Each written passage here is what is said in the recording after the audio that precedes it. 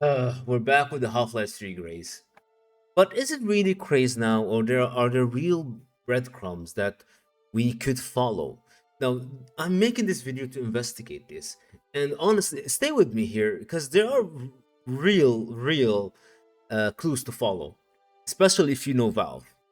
So the Game Awards came and went, and we didn't hear a single peep out of Valve. There was no announcement, no no teasers, nothing. There was some memes from the other developers, but that's all there was to it. There was nothing real or concrete to know to be able to differentiate if Valve actually is cooking something. But then the voice of G-Man puts out this. Now I don't know about you guys, but that is a clue. It may be just, he's playing on the whole Half-Life 3 meme. I don't know. But let's really work out what's real and what's just noise, right? Let's do that. Let's cut the bullshit and go through it, right? So, why are we all doing this? Why is every gamer or every content creator or everyone who's basically grew up with Valve is behaving this way? Well, you see, guys, if you've known Valve as long as we have, and you've come to very close to know their MO, right?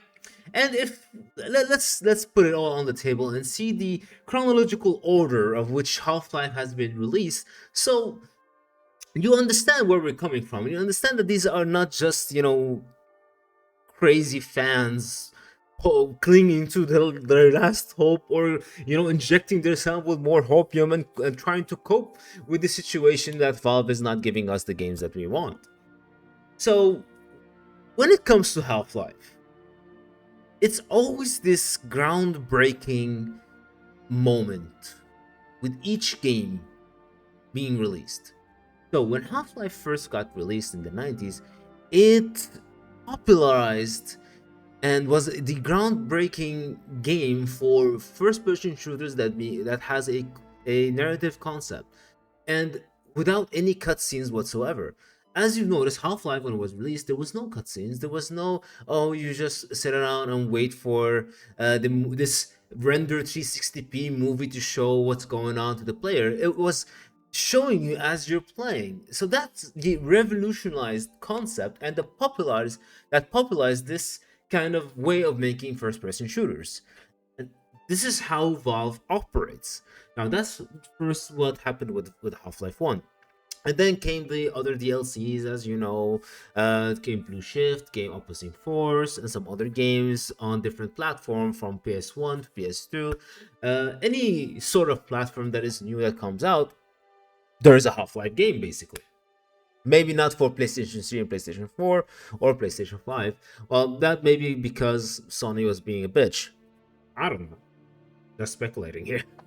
Now, for Half-Life 2 and Half-Life 2 Episode 1 and Episode 2, when that first came out, it came with the new engine that Valve went for, which is the Source engine, and it was like this new concept, new platform that wow, everyone was blown away by it. Some new games came out with it, which was Counter-Strike Condition Zero, Counter-Strike Source, sorry, not Condition Zero, Source, Counter-Strike Source, Counter-Strike Source 2, etc., etc., etc. It revolutionized the physics engines inside the games and introduced a new thing called ragdolling.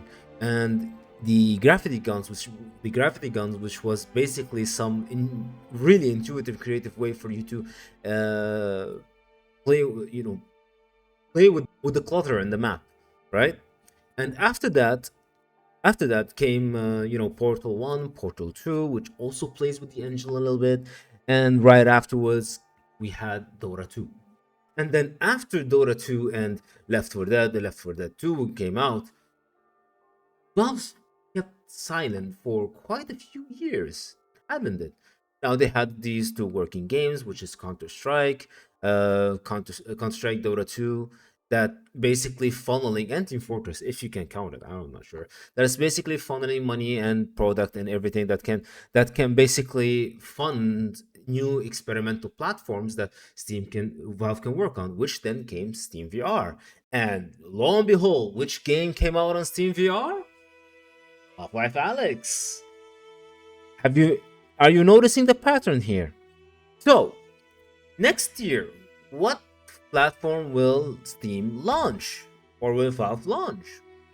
The Steam Machine. Now, that's a new platform, isn't it?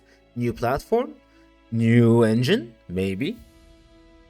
And which best way to demonstrate the capability of this platform? Half-Life.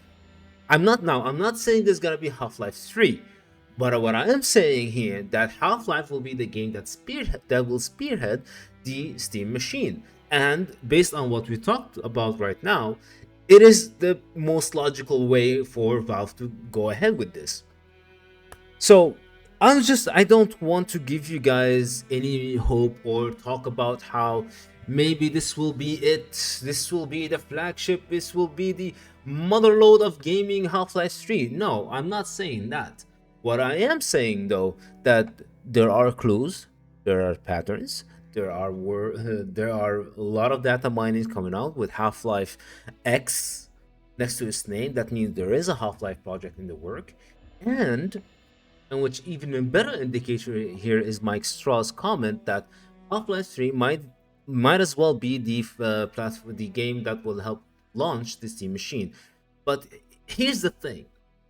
Here's the thing that truly angers me with no avail, and goes to show that how much AI is just it can't argue against the allegations of it being the one of the worst thing that happened to video games and the gaming industry.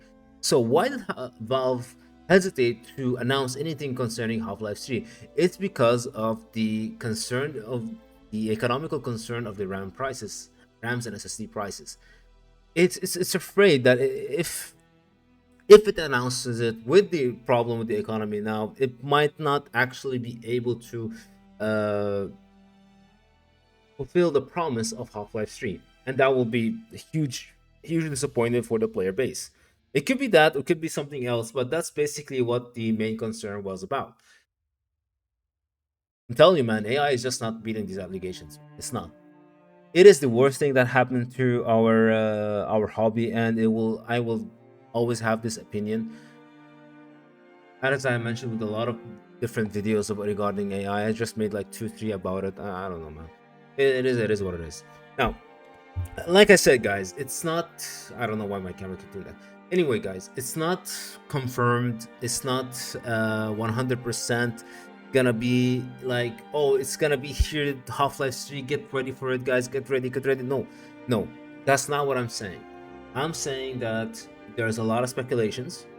There's a lot of breadcrumbs. The voice actor for G-Man comes out and says, gives off a cryptic, a cryptic message as usual, and yeah, there's just a lot of things pointing here and there that it might actually happen.